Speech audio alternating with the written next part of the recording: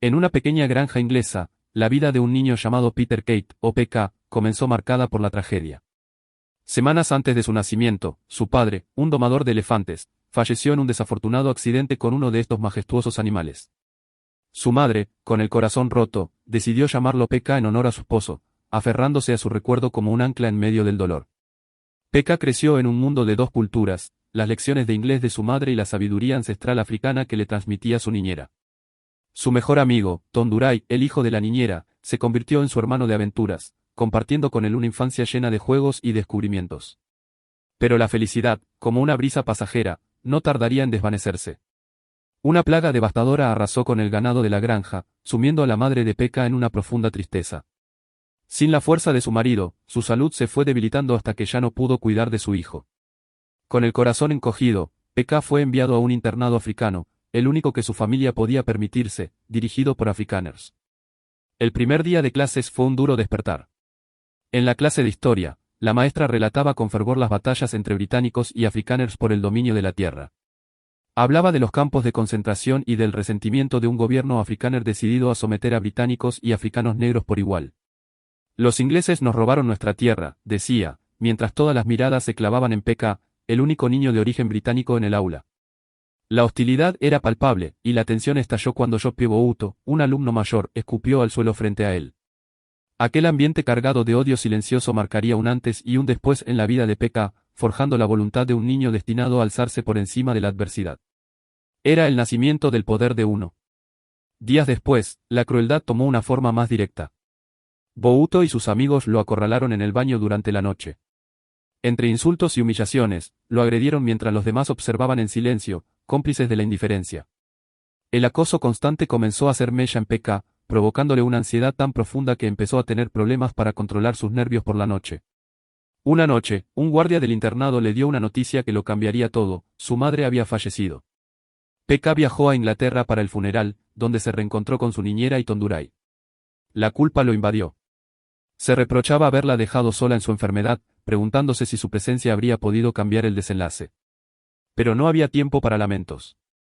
Su único pariente vivo, su abuelo, residía en el Congo, y PK sabía que su destino era regresar al internado. Antes de partir, le confesó a su niñera el tormento que vivía en el colegio. Ella, que lo amaba como a un hijo, contactó a Dabula Mansi, un curandero de su tribu, para ayudarlo a sanar sus miedos. El sabio anciano lo guió a través de un ritual ancestral, enfrentándolo cara a cara con un elefante, el animal que simbolizaba su temor más profundo. Cuando la imponente bestia cargó contra él, PK, recordando la lección de su padre, se mantuvo firme. El elefante se detuvo a escasos centímetros y lo rozó suavemente con la trompa. En ese instante, PK comprendió que había vencido al miedo. Poco después, regresó al internado con un regalo inesperado del curandero, un gallo que se convertiría en su fiel guardián. Cada vez que los abusones se acercaban a su cama, el ave lo alertaba con su cacareo, dándole un breve respiro y una pequeña sensación de control en un mundo que parecía habérselo arrebatado todo. Con el estallido de la Segunda Guerra Mundial, el odio en el internado se intensificó. Los alumnos afrikaners, que veían a los británicos como enemigos, comenzaron a idolatrar a Hitler, y PK se convirtió en el blanco de su furia. Un día, lo rodearon y lo entregaron a Brighton, un estudiante cuya crueldad no conocía límites. En un arrebato de ira, Brighton abofeteó a PK y, en un acto de perversidad, le arrebató la vida a su gallo. Pero algo en PK había cambiado. El miedo había sido reemplazado por una ira incandescente. Con todas sus fuerzas, empujó a Brighton, quien cayó estrepitosamente. Furioso, el matón exigió que colgaran a PK, dispuesto a terminar la pelea de la forma más trágica.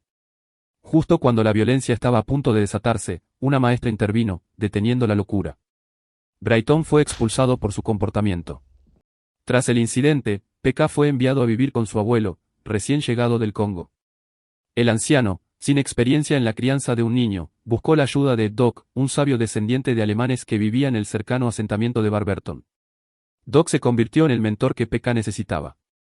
Le enseñó a tocar el piano, un bálsamo para su alma herida, y le confió su propia tragedia: su familia había sido asesinada por los nazis. Doc no solo le enseñó música, le abrió los ojos a nuevas formas de ver el mundo, llevándolo a explorar la vasta naturaleza africana y enseñándole que en ella se encontraban todas las respuestas. La paz se vio interrumpida cuando los británicos arrestaron a Doc por ocultar su origen alemán. Sin embargo, el director afrikaner de la prisión, viendo una oportunidad, le ofreció ciertos privilegios a cambio de que Pekka pudiera seguir visitándolo. Así, las lecciones continuaron, incluso tras las rejas. Un día, Pekka le confesó a Doc su frustración por el acoso que sufría. Doc, comprensivo, hizo arreglos para que entrenara con un recluso llamado Hiel. Te presentaré a alguien que te enseñará a usar la cabeza. Después, el corazón, le dijo. Hiel, un preso veterano, se convirtió en su entrenador de boxeo, enseñándole su lema, primero la cabeza, luego el corazón. Después de cada entrenamiento, Hiel pedía tabaco a Doc como pago. Pero el sargento Borman, un hombre cruel, lo descubrió y sin piedad azotó a Hiel frente a todos. A pesar de los duros golpes, Hiel no emitió ni una queja, demostrando una fortaleza inquebrantable. En silencio, Pekka se prometió a sí mismo que conseguiría tabaco para su nuevo amigo, costara lo que costara. Con el tiempo, el boxeo forjó a Pekka, tanto física como mentalmente.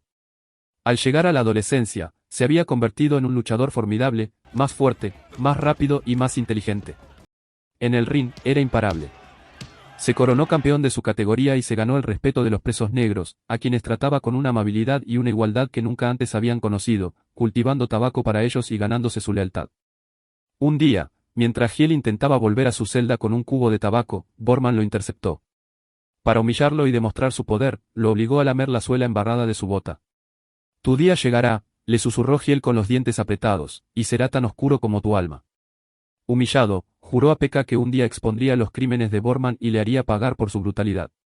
Poco después, la noticia de la llegada de los aliados a Alemania para poner fin a la guerra llegó a la prisión. Doc estalló de alegría, soñando con regresar a casa, pero para Pekka, la noticia significaba una separación inminente. Para levantar el ánimo, Doc organizó un concierto para la visita de un comisionado importante. Pekka y Hiel vieron la oportunidad perfecta para una travesura, escribieron en secreto una canción en afrikáans que se burlaba de los guardias. El día del concierto, la tensión era palpable. Pekka, actuando como traductor, animó a los presos negros a cantar con toda su alma. Cuando la música comenzó, sus voces resonaron con una fuerza desafiante, sus miradas fijas en los guardias, sembrando la confusión. Mientras tanto, Borman, enfurecido por el mensaje oculto en la canción, interceptó a Hiel y lo golpeó con saña. Moribundo, Hiel apenas pudo susurrarle a Pekka que la canción declaraba que los guardias eran unos cobardes. Con su último aliento, felicitó a Pekka por haber unido a las tribus negras por primera vez y le dejó su legado final, primero la cabeza, luego el corazón. Avanzamos a 1940. Un Pekka ya joven estudia en un prestigioso colegio inglés de Johannesburgo. Frente a sus compañeros y al director, relata los eventos que lo convirtieron en quien es. ¿Y qué fue de Borman?, pregunta el director, intrigado. Pekka hace una pausa y responde con serenidad, se hizo justicia. Un mes después de la muerte de Hiel, Borman fue encontrado sin vida en su celda. Pekka nunca dejó de entrenar. En un combate de boxeo escolar decisivo, estaba a punto de ser derrotado cuando la voz de una chica blanca desde las gradas lo animó. Su grito rompió la tensión, y de repente, un coro de vítores surgió de la sección de espectadores negros. Impulsado por ese apoyo inesperado, Pekka desató una ráfaga de golpes certeros y se alzó con la victoria. Mientras sus amigos celebraban, él solo buscaba con la mirada a la chica que le había dado la fuerza para ganar. Con la ayuda de su amigo Mauri, la encontró. Se llamaba María y era hija de Daniel, una figura influyente en el partido afrikáner. A pesar de los obstáculos evidentes, Pekka no se rindió. Esa misma noche, escaló hasta el balcón de María para prometerle que al día siguiente hablaría con su padre para pedir su mano. El camino de Pekka lo llevó a un gimnasio único, donde personas de todas las razas entrenaban juntas. Happy, el dueño y entrenador, vio en él el potencial de un campeón. Pero el corazón de Pekka seguía con María. Se presentó en casa de Daniel, pero el padre, inflexible, rechazó de plano la idea de que su hija se casara con un inglés liberal. Aún así, María, desafiando a su padre, lo visitó en el gimnasio, demostrando su determinación. Poco después, Elías, un agente de boxeo que había compartido celda con Hiel, le presentó a Duma, un luchador de artes marciales mixtas ansioso por demostrar la valía de su gente. Pekka aceptó el desafío y viajó a Alexandra, un empobrecido barrio negro, para el combate. En el ring, la pelea fue intensa. Duma lo derribó con un golpe contundente. Aturdido, Pekka recordó el ritual del elefante y el mantra de Hiel. Se levantó con una determinación renovada y desató una combinación de 8 golpes imparables que le dieron la victoria. No hubo una gran celebración, los seguidores de Duma guardaron un respetuoso silencio. Duma se acercó, le estrechó la mano y lo bautizó como el Hacedor de Lluvia, un título legendario que Giel había extendido entre la comunidad negra, convirtiéndolo en un símbolo de esperanza. Pekka regresó para ver a María y le contó todo. Ella, conmovida, le confesó que su querida niñera era de Alexandra, y nunca había imaginado la pobreza en la que vivía. Antes de despedirse, lo invitó a un baile, sin saber que su padre tenía espías vigilando cada uno de sus movimientos. Al día siguiente, Pekka volvió a Alexandra con Duma para entrenar a los niños. Lo que vio lo dejó horrorizado, una cola interminable de personas esperando para usar el único baño público, uno para cada 200 habitantes. Descubrió también que solo el 2% de la población negra tenía acceso a la educación. Duma le hizo una petición audaz, ayudar a fundar una escuela para enseñar inglés a su comunidad. Pekka dudó, temeroso de las consecuencias, pero la leyenda del Hacedor de Lluvia pesaba sobre sus hombros. Con un propósito renovado, Pekka se reunió en secreto con el director de su colegio y consiguió que admitieran alumnos negros, a cambio de rechazar la invitación de María al baile. La distancia entre ellos creció. Esa noche, en una cena familiar, María, incapaz de soportar las alabanzas al apartheid, defendió apasionadamente la causa de los sudafricanos negros. Su padre, furioso, la abofeteó. Mientras tanto, Pekka y Mauri acogieron a Duma y sus amigos en el colegio, un acto de rebeldía que no pasó desapercibido. María apareció para ofrecer su ayuda como maestra. Pero la felicidad duró poco. El director lo llamó a su despacho. El coronel Bouto y Brighton, ahora espías de Daniel, habían ordenado el cese inmediato de las clases. Poco después, otra noticia llegó: Pekka y Mauri habían ganado becas para estudiar en Oxford, una vía de escape soñada. Pero la tormenta se desató.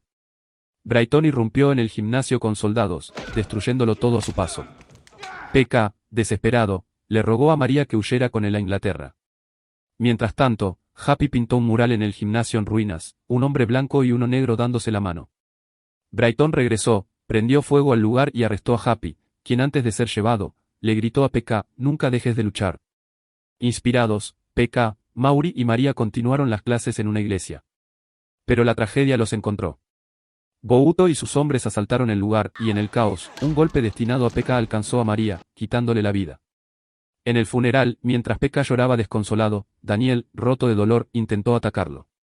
Pero entonces, un coro de cantos llenó el aire. Un grupo de sudafricanos negros de Alexandra había venido a honrar a María. Su presencia detuvo a Daniel en seco. Devastado, Pekka decidió abandonar la lucha y marcharse a Oxford. Pero al visitar a Duma y ver a los niños hablando el inglés que él les había enseñado, comprendió que su trabajo no había terminado. No podía rendirse. La ciudad estalló en violencia. Las fuerzas militares tomaron las calles, disparando contra la población negra mientras buscaban a Pekka. En medio del caos, Duma fue herido, pero se negó a detenerse. Juntos, se abrieron paso. Duma, en un último acto de justicia, se enfrentó a Bouto. Pekka, por su parte, finalmente se encaró con Brighton, derribándolo. Cuando Brighton intentó dispararle, Duma apareció y lo neutralizó de un solo golpe. Exhaustos pero vivos, Pekka y Duma escaparon. En ese momento, se hicieron una promesa: seguirían luchando contra el apartheid, sin importar el costo, hasta erradicar la injusticia racial de una vez por todas. Su lucha apenas comenzaba.